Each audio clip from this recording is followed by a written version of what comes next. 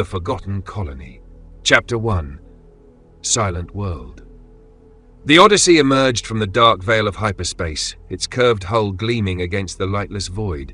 Space shimmered around it like water disturbed, the after ripples of its interstellar jump fading into black silence. Inside the ship, tension simmered beneath the hum of systems rebooting and navigation recalibrating. 7 years of deep space drift, 18 months of cryosleep, and now, final approach. Commander Nadia Voss stood at the helm of the command deck, hands clasped behind her back. Tall, severe, and composed as ever, her gaze was fixed on the pale blue orb that filled the primary viewport. "Eos," she said quietly, the word hanging in the air like a ghost. Lieutenant Bryn Rios, her communications officer, broke the silence with a soft exhale. "Looks like Earth." "Don't let the color fool you," came a voice from behind. Dr. Kamari Rao, xenobiologist and systems analyst, strode into the room with a tablet pressed to her chest. "That atmosphere may be breathable, but the planet's been flagged as dead rock for 80 years. No signs of flora or fauna in previous scans." Matteo Lang, the mission's lead engineer, leaned over his shoulder to squint at the planet's slowly rotating surface. "Still, feels like coming home."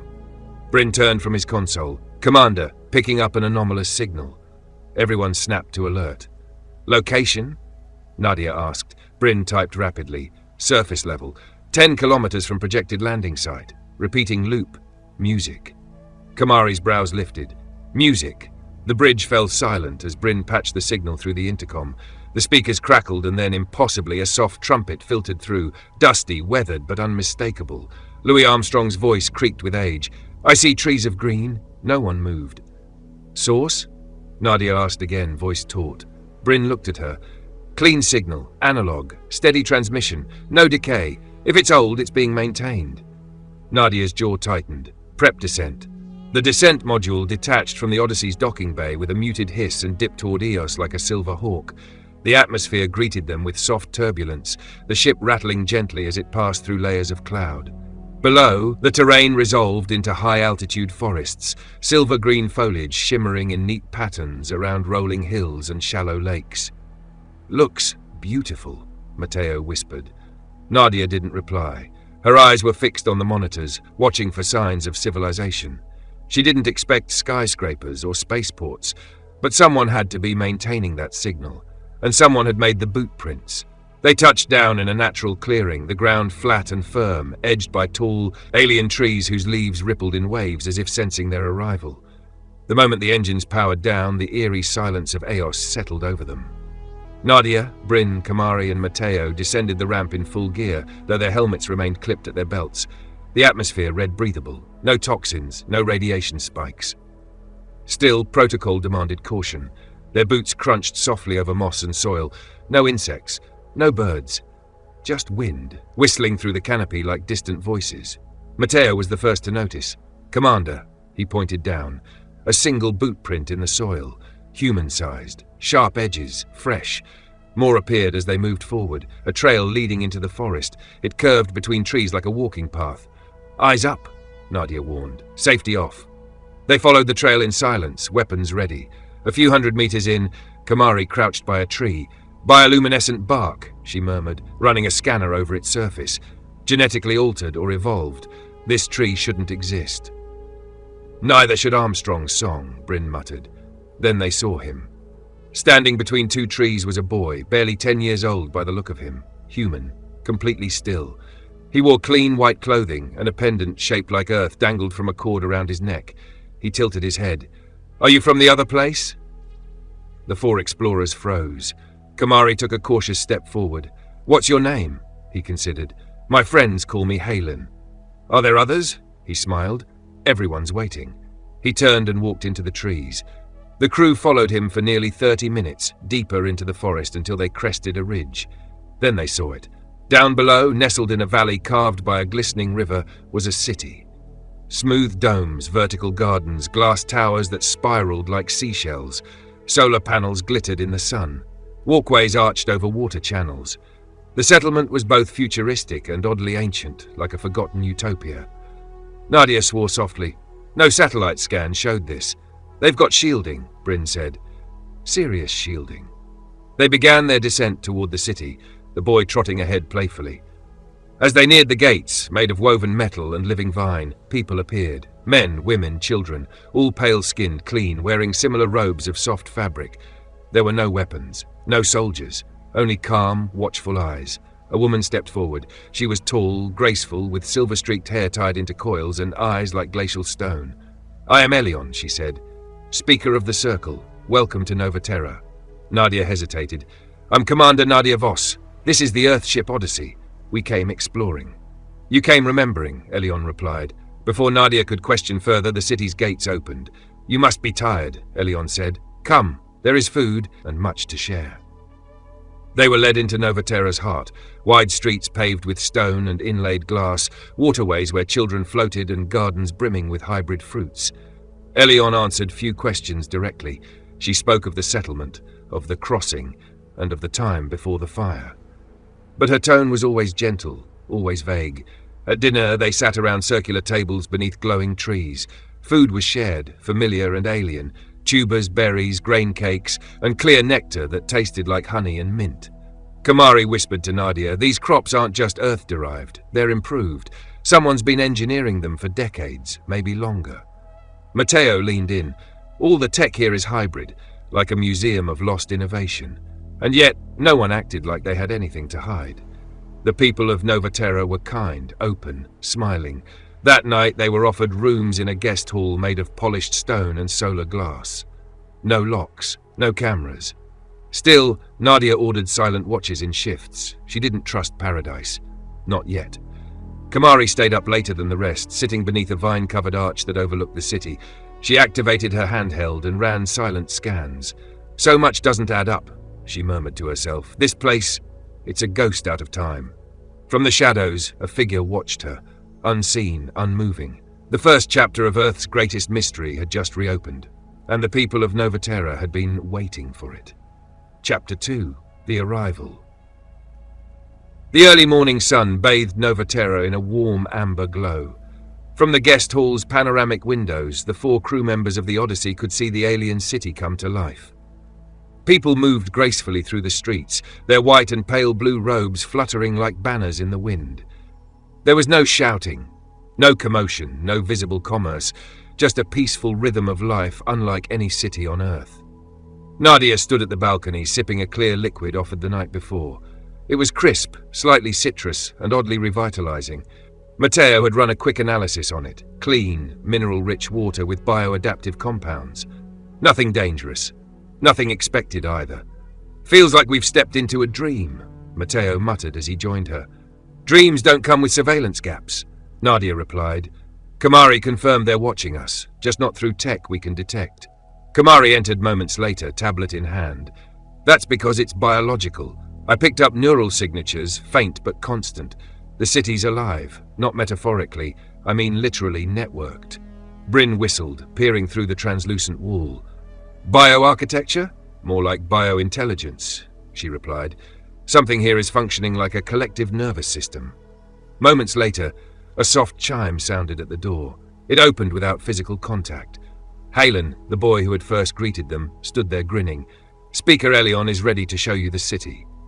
The tour began with the Circle Plaza, the city's nucleus. The central structure, a spiraling tower of glass and biometal, was known as the Spire. Around it, radial streets led to specialized districts: knowledge, living, harvest, and origin. Elion explained as they walked. "We are a harmonized colony. Each district supports the others.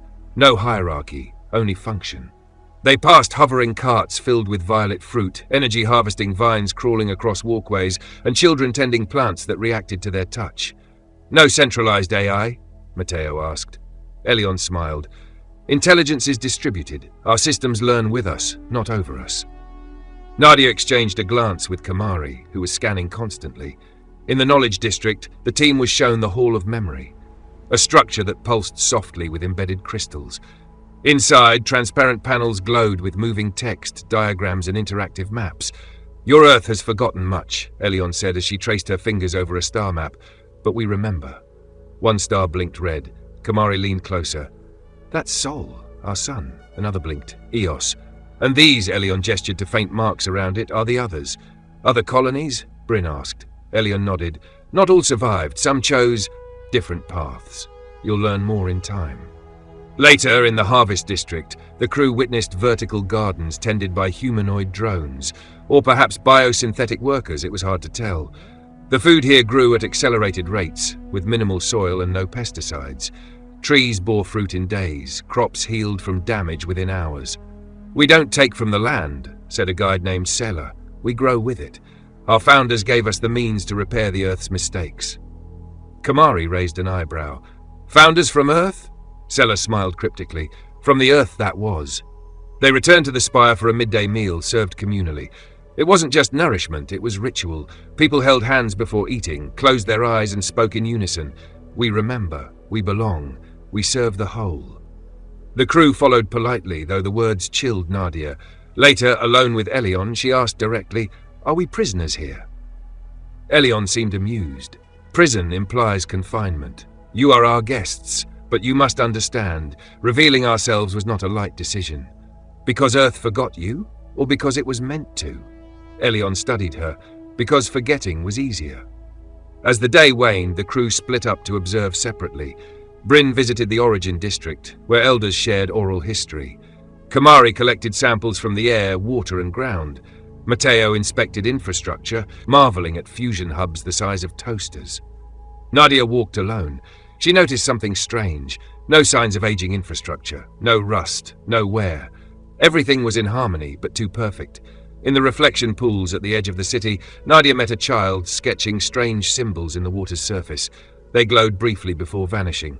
"What are you drawing?" she asked. The girl smiled. "The way home." "Back to Earth?" The girl tilted her head. "No, the first home." That night, back at the guest hall, the team debriefed. "They speak in riddles," Bryn muttered. "Maybe they don't know the whole truth," Kamari offered. "Maybe they're taught just enough to preserve the myth. Or they know more than they're letting on," Matteo countered. "Every district is compartmentalized. The real story might be hidden." Nadia nodded. "We keep playing along. We're not just explorers anymore. We're archaeologists of a living civilization. One that remembers more about us than we do about them," Kamari said. Outside the window, Nova Terra glowed like a dream under the alien moonlight. But in that dream, too many eyes were watching, and some of them did not blink. Chapter 3. Dawn came soft and golden across the hills of Nova Terra, casting long shadows between the crystalline towers. The morning breeze carried hints of lavender and warm spices, drifting through the guest hall's open windows. The crew awoke to the chimes of bells and the distant echo of singing. When they stepped outside, the city was unrecognizable. Banners streamed from rooftops. Pathways had been dusted with flower petals in rich purples and oranges. Children in white robes danced in circles, tossing ribbons into the air. Musicians lined the streets, playing elegant wooden flutes and metallic string instruments unlike any on Earth. Bryn blinked. "What's going on?" Halen, their youthful guide, appeared as if on cue. "It's Founders' Day," he beamed. Come, come. You can't miss the parade of the crossing." They followed him to Circle Plaza, now transformed into a celebration ground. Hundreds of Nova Terrans had gathered. At the plaza's center stood a raised circular platform surrounded by flickering lights that hovered without wires or poles. The spire, towering as always above the city, pulsed softly, as if aware of the day's significance. Elion greeted them there. Her robe today was a deeper hue, violet streaked with gold, stitched with what appeared to be solar threads. "Today we honor our journey," she said to the crew. "The day we left the world of ash and flame and crossed the dark to this refuge. It is our holiest remembrance." Nadia exchanged looks with her team. "And you reenact it? Through movement, song and memory," Elion said. "Come, you'll see." The ceremony began with a rhythmic beat from deep drums. Dancers moved into the square, forming two long lines. Their robes shimmered like heat waves, and holographic projections swirled above them, displaying scenes of a world burning, cities consumed by fire, oceans rising, storms blackening the sky. Then came the dancers portraying the crossing, groups of 12 stepping forward, clutching metallic tubes that glowed with internal light. A single performer, dressed in a sleek, silvery uniform, walked ahead of them. Around her, projections of a launching ship, cylindrical and old-fashioned, almost like early Earth rocket designs, filled the sky. Kamari's breath caught. That's not just a story, that's a memory. She pointed to a symbol on the ship's hull, visible in the projection, a rust-red triangle with the letters Velos Corp underneath. Velos? Matteo echoed. That's a real company. They went under decades ago. Experimental aerospace tech, classified work. My dad wrote a paper on them once. It means this is real, Kamari whispered. They didn't just imagine the crossing, they lived it. Elion approached and placed a hand gently on Kamari's shoulder. We do not hide our origins, but understanding them must be earned. What does that mean? Bryn asked. It means your journey here has just begun, Elion replied, then turned and disappeared into the crowd. The rest of the day was a blend of awe and unease. The crew walked among festival goers welcomed with gifts of food and trinkets, yet always watched with a reverent distance. Children asked questions. Elders offered blessings, but no one answered questions about Earth directly. At one point, Kamari was invited into a mural hall where towering images painted on curved walls depicted scenes of the Founders' past. One wall showed the Earth from orbit, its clouds tinged orange with pollutants. Another depicted underground cities, tight-packed and dim. Then a shift, an exodus, ships lifting off, not in ones or twos, but dozens, coordinated, secret. She scanned a plaque beneath one image. It was written in hybrid English and another language she couldn't identify. Operation Helios, the light beyond the ash.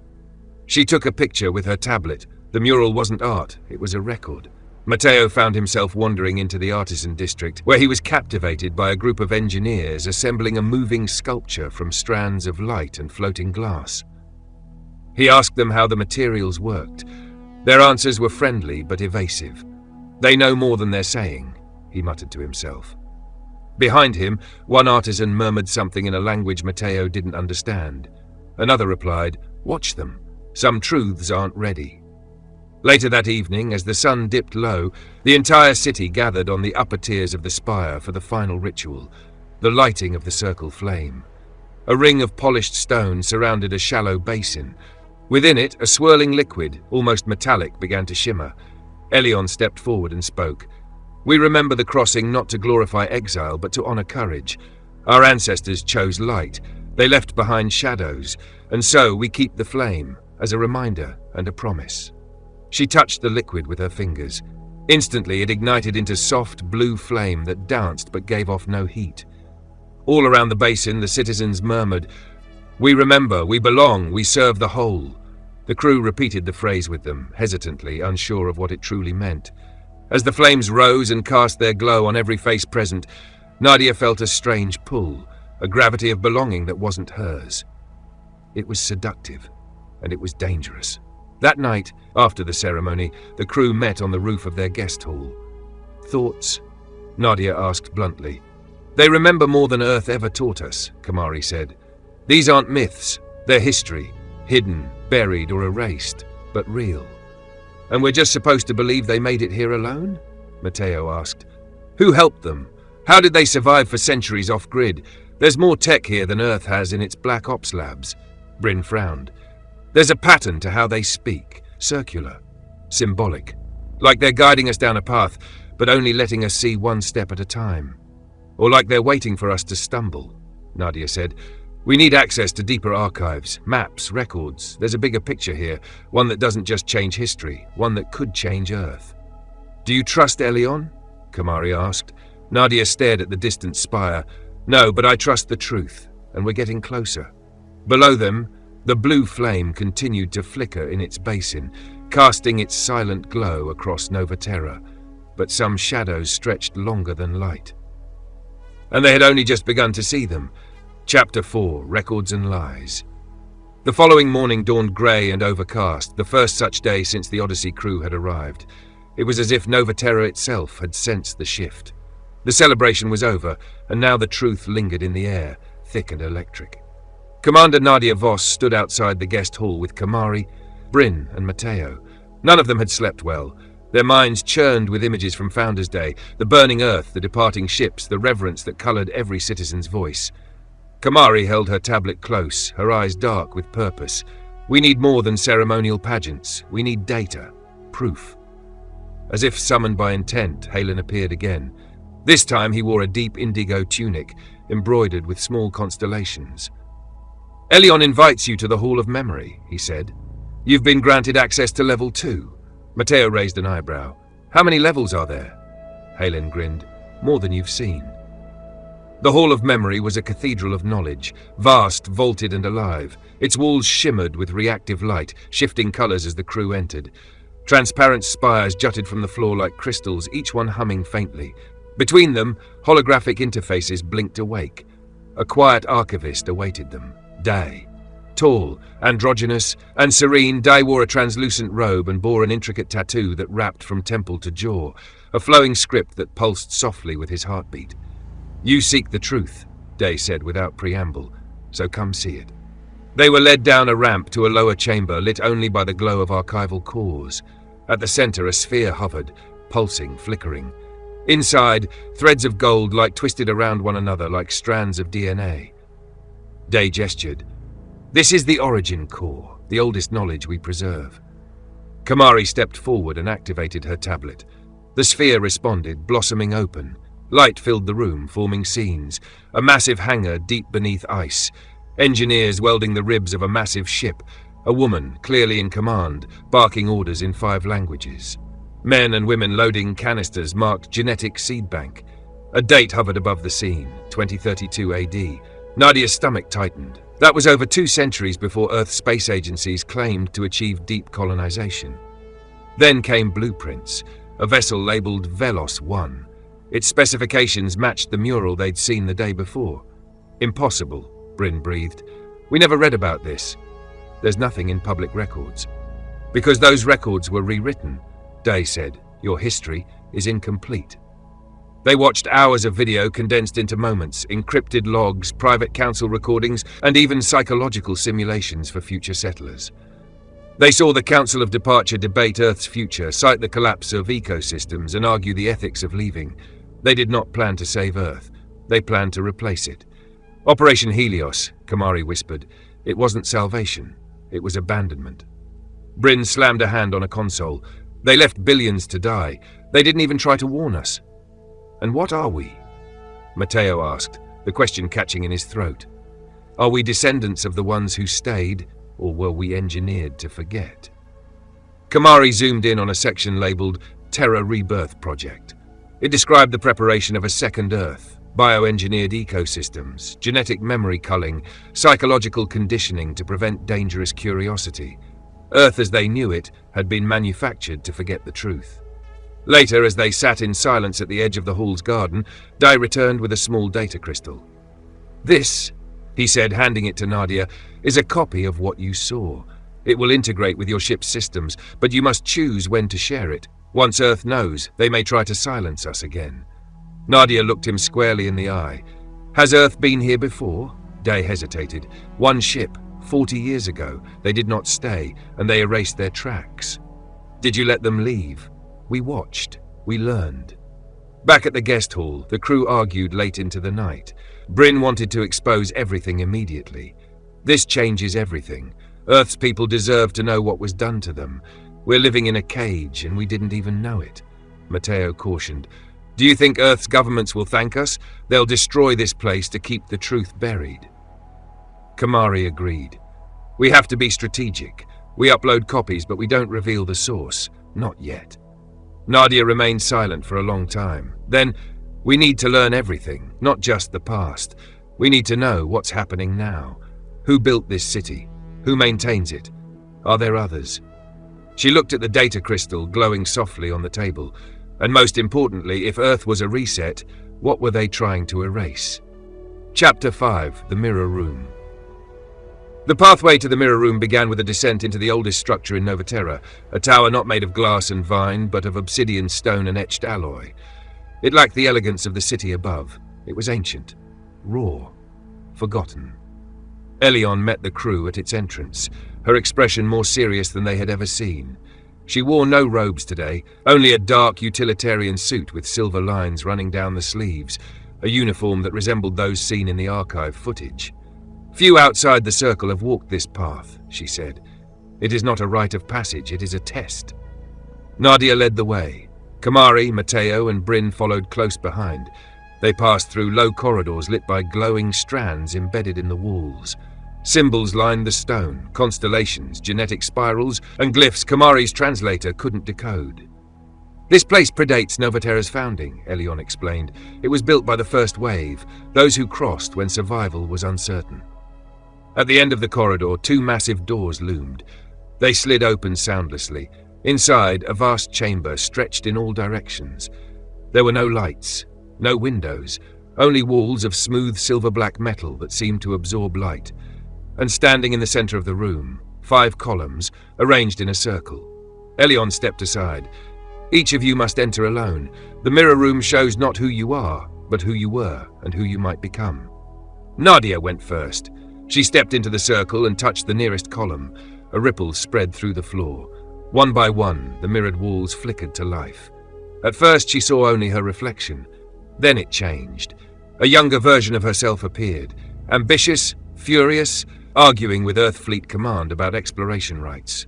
Then an older version, standing on a pile of rubble, directing drones to evacuate a burning city. And finally, a version wearing black armor, staring down civilians through a targeting visor. "Is this the future?" Nadia asked, voice echoing. A voice, not Elion's, answered from the walls. "These are echoes, possibilities. You carry their seeds." Nadia turned away, shaken. Kamari entered next. The mirrors showed her as a child, locked in a lab, surrounded by machines and needles. Then as a scientist, obsessively scanning alien life forms, shouting at a colleague who tried to slow her down. Then, finally, she stood alone in a dark landscape, cataloguing DNA sequences by hand, tears streaming down her face. A whisper spoke. "You are the memory keeper, but whose memories do you preserve?" Kamari fell to her knees. Bryn's turn revealed strange images. Himself as a test subject in a chamber marked Specimen B. He saw flashes of a rebellion, leading others like him in a jailbreak. Then as a government agent erasing files from terminals. "I never did this," he whispered. "You haven't, yet," the mirror said. Mateo's reflections were quieter. He saw himself fixing machines, building cities, and then tearing them down. One vision showed him implanting a virus into an entire colony's energy grid, by order. Another, building a shelter for refugees fleeing storms. "You are the architect of balance," the room told him. "What you build reflects your heart." When all emerged pale and silent, Elion waited. "What did you see?" she asked.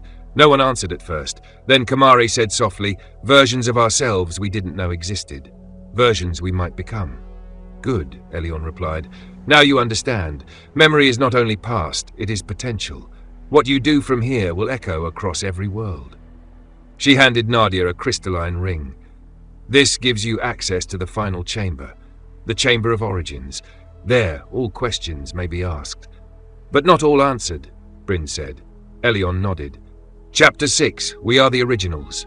The Chamber of Origins lay at the base of the spire, deep beneath Novaterra's sunlit plazas and gardens.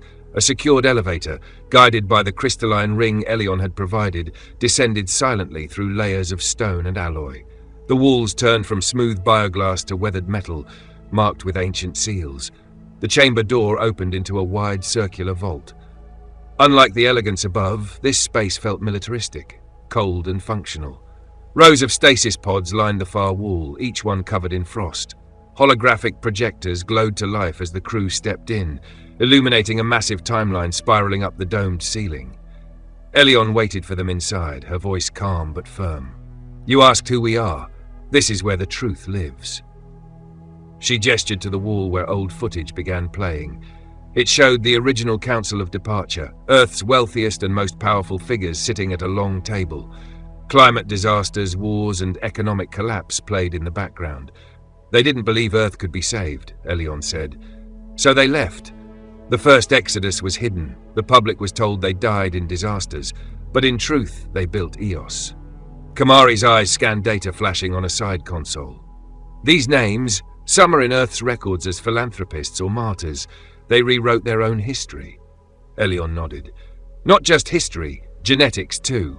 They carried unaltered DNA and believed themselves purer, untouched by the environmental damage and gene manipulation that followed on Earth. They considered themselves the true humans. Nadia's jaw tightened. And Earth? A reset. A control experiment. A second wave seeded with curated memories and false history to see if humanity could evolve differently. Bryn stared at the timeline. You mean we're copies? Not copies, Elion replied.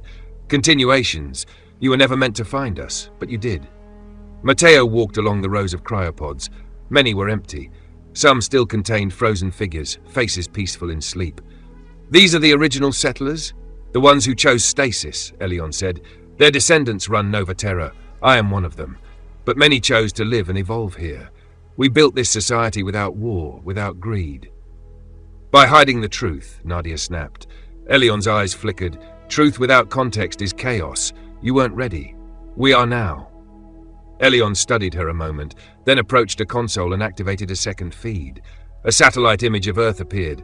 Lights flickered across the continents, glowing red in some areas. Earth is nearing another threshold, she said. Climate recovery has stalled. Tensions are rising. Once again, your world is at risk of collapse. And you were just going to watch it happen? Kamari asked. No, we were waiting for a sign that someone remembered. That someone would choose not just survival, but responsibility. Elion turned to Nadia and held out the crystalline ring. You've seen the past. You now carry the key to the future. Will you protect your truth or weaponize it? They left the chamber in silence. Outside, Nova Terra looked the same, but nothing felt the same. Back in the guest hall, the crew sat in the soft glow of the room's biolights, the data crystal and ring between them. We're the result of a lie, Bryn said, but does that make us less real? No, Kamari said. It makes us more responsible. We weren't born to repeat them. We can choose. Nadia looked around the table. We decide tomorrow, but tonight, let's just be human. Above them, the stars wheeled slowly across the alien sky, and far below, in the cold vault of memory, the past waited, no longer hidden, but finally seen. Chapter 7. Earth's Dirty Secret. Dawn came to Nova Terra in the same soft glow as always, but the crew of the Odyssey no longer saw the city as they once had. The gleaming towers and flowering terraces now masked something deeper, a carefully constructed illusion, built to protect a truth Earth had buried. Commander Nadia Voss sat alone in the guest hall's communal chamber, staring at the data crystal on the table. In her mind, she replayed Elion's words, "You carry the key to the future." She didn't feel powerful. She felt cornered. The door slid open and Kamari entered, hair unbraided, eyes red-rimmed but focused. "I couldn't sleep," she said. "Me neither." They sat in silence until Bryn arrived, holding a small screen. "I pulled restricted files from our own mission brief," he said, placing it down. "Encrypted layer under standard orders, accessed with the ring." Kamari raised an eyebrow. "You used Elion's key on our ship?" Bryn nodded. "It worked, and it gave us something else." He tapped the screen. A message from Earthfleet Command appeared, dated just weeks before launch. "In the event that EOS colony is confirmed active, primary directive is containment. Secondary, suppression of data transmission. Any remnant technology or personnel may be deemed anomalous. Do not engage local authority without vetting." Nadia cursed under her breath. They knew Nova Terra might exist. "They sent us to erase them if necessary," Bryn said. "This wasn't just exploration, it was a clean-up job." Kamari shook her head slowly. "Which means Earth's leadership is actively suppressing its own origin story. They've rewritten our species' history, maybe more." Matteo entered last, holding 2 power cells and a diagnostic scanner. "We've got a new problem. One of the Odyssey's uplink systems has been remotely disabled. Guess what? Not from here. It's being jammed from orbit." Everyone froze. "Earth sent a second ship," Nadia said. "Or they never stopped watching." They rushed to the communication deck embedded in a quiet district tower. Matteo overrode the passive locks with a bypass tool while Kamari rerouted power. When the interface lit up, Bryn connected to the Odyssey's internal systems. "Signal disruption is external," he confirmed. "Not environmental. I'm reading a cloaked object in low orbit. Could be a probe, could be a stealth drone." "Why would they monitor us from above?" Matteo asked. "Why not come down?" "Because they don't want a confrontation," Kamari said. "They want to know what we found, and if we plan to bring it home." Nadia turned to the rest. "Options?" "Send the data now, anonymously," Kamari said. "Leak it across the network before they shut us down." "We stay quiet," Bryn argued. "Gather more intel. Maybe we bait the Watchers into revealing themselves." Matteo hesitated. Or we go dark, destroy our own uplink and vanish, let Earth wander. Nadia stepped back from the console. We need time and leverage. She activated the encrypted channel and sent a burst transmission. Not the full archive, but a slice. Enough to hint, enough to terrify. Message sent, she said. Let's see who blinks first. Hours later, the response came. A signal packet embedded in a static field. Only one line of text. You've seen too much. Prepare for retrieval. Retrieval? Matteo said. They're coming for us. Kamari read deeper. Coordinates, fleet status. They've diverted a stealth vessel. ETA, 2 days. Bryn clenched his fists. They're not here to negotiate. Nadia looked out over Novaterra's skyline. Then we show them what survival really looks like. Chapter 8. Division. The storm broke over Novaterra without wind or rain, not from the sky, but from the uncertainty that descended with the crew's revelation. Inside the guest hall, tension crackled like electricity through metal. The knowledge of Earth's incoming stealth ship cast a long shadow over every conversation, every breath. Commander Nadia Voss stood at the center of the room, arms crossed, her voice steady but tight. We need to decide. This isn't a drill. 2 days until that ship arrives. We either prepare to fight, hide, or disappear. Kamari sat on the edge of a long bench, tapping on her tablet. I've already split the data into redundant encrypted packets. I can scatter them into the net using local relays. Even if we go dark, the truth won't vanish with us. Bryn paced. We should confront them. Broadcast live when they arrive. Make it public. Force their hand. If we expose them, Earth's public won't stand for what they're hiding. They'll spin it, Matteo countered. Earth's governments control the narrative. They'll paint us as defectors, radicals, even traitors. We need to protect the data, not provoke a war. The room fell silent. Nadia looked to each face, weighing fear against resolve. Then maybe it's time to ask Elion where she stands, she said finally. If Novaterra chooses to help us, or not. They met Elion in the high chamber of the spire, where translucent vines wove through arching windows and cast shimmering light across the floor. We've received word, Nadia said bluntly. A ship is coming, Earth's ship, not to talk, to remove us. Elion didn't flinch. We suspected they might not let you leave. We need help, Kamari said. We don't want to bring war here, but we also can't let this truth die. Elion walked slowly to the circular window, looking out across Novaterra. Our creed forbids violent resistance, but knowledge is power, and that we can share. She turned back to them and placed a palm over a luminous panel. A hidden console slid up from the floor. This is the core lattice, she said. It can transmit on interstellar channels. It has been dormant since the crossing. You may use it. Bryn stepped forward. You're giving us full access? We are giving you a choice, Elion said. But know this, if you fight them, if you stay, the colony will be found, and Earth may not show restraint.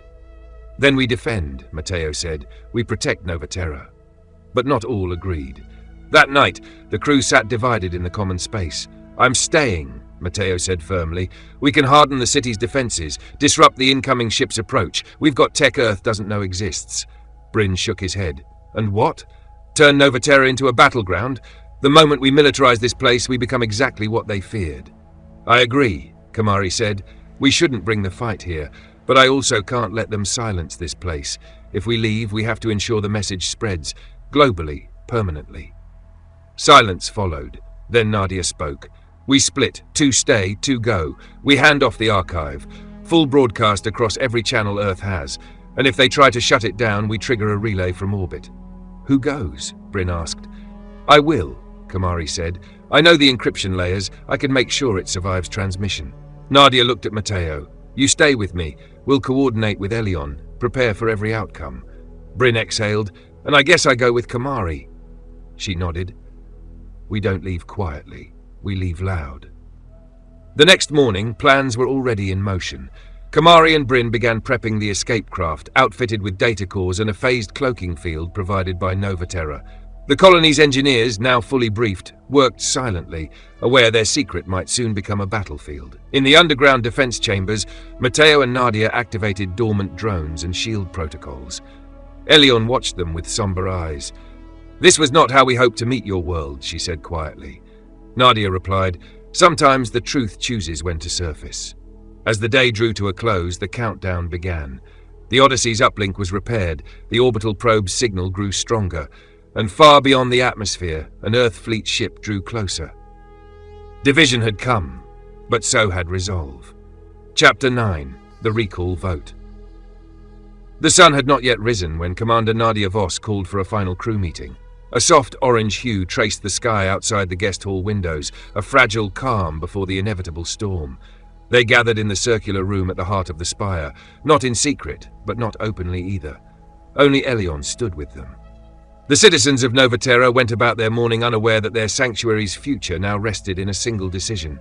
Nadia placed a small device on the table, a biometric pad, 1 vote per person, anonymous.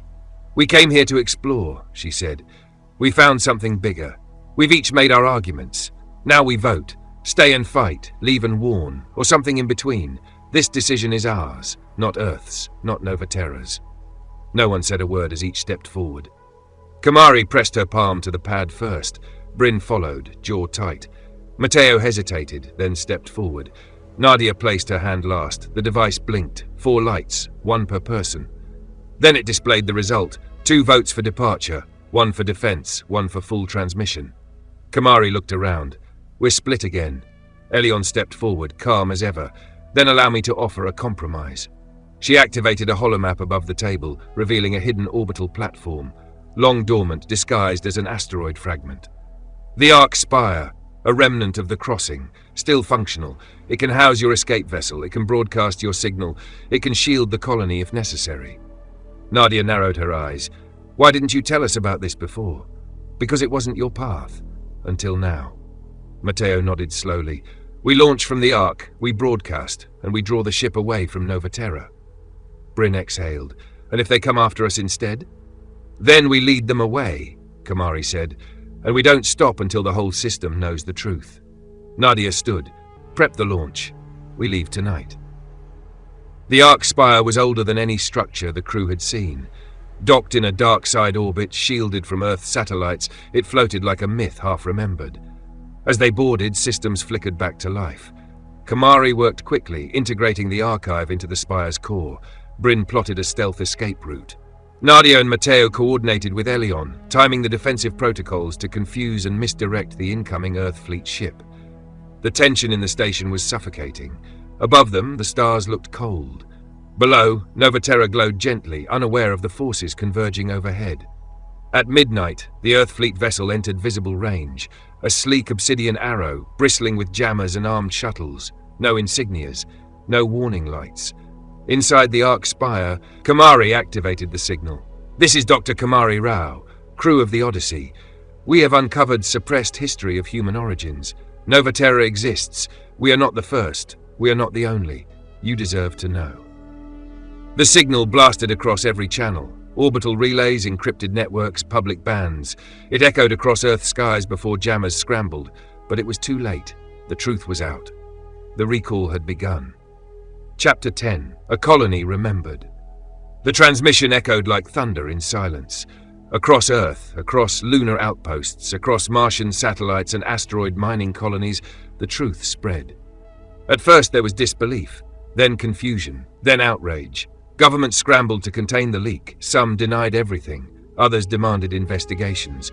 Civilian groups launched their own probes, digital and physical. And through it all, the signal, Kamari's voice, was replayed, remixed, even turned into protest chants. "We are not the first. We are not the only." Back on the Ark Spire, the crew watched the Earth fleet vessel retreat. The diversion had worked. Novaterra remained hidden beneath layers of obfuscating pulses and false telemetry. Kamari slumped in her chair, pale but triumphant. "It's done." Bryn leaned against the viewport, watching the stars. "Do you think it'll change anything?" Matteo replied, "Maybe not today, but eventually, yes." 2 days later, the Odyssey returned to Novaterra. It landed in a quiet glade beyond the city's main roads, concealed beneath a dome of foliage and bio-shielding. The crew emerged to warm embraces and silent understanding. They were not outsiders anymore. They were part of the memory. Elion met them at the Hall of Memory, where a new mural had been painted. It showed 4 figures standing beneath twin moons, holding a torch of blue flame. Behind them, the faint image of Earth, half-shadowed, half-lit. "It's not the end," she said. It's a beginning. Nadia nodded. We'll keep watching, and when Earth calls again, we'll be ready. Kamari added, we'll keep the truth alive in every way we can. Months passed. The Odyssey became a bridge, a vessel of transition, not war. Others arrived, quietly, thoughtfully. Scientists, archivists, refugees who questioned their world's version of history. Nova Terra grew, not in conquest, but in connection. A colony remembered. And Earth, for all its fear, had been changed by knowledge it could never again forget. Above the spire, the stars turned slowly. Below, a people watched. No longer hidden, but finally whole. Like and subscribe.